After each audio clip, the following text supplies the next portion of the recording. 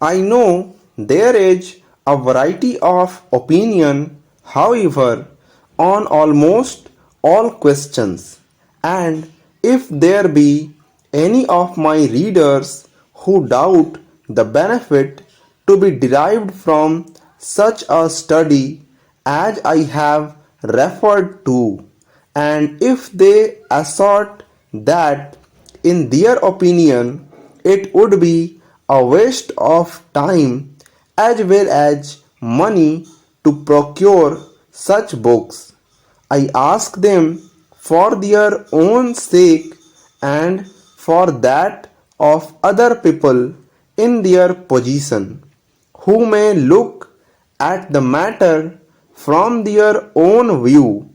to weigh the following points as carefully and as soon as they can. How often do we come across such phrases as toad eater, salted accounts, etc., and though their meaning from their position in the sentence may be pretty clear,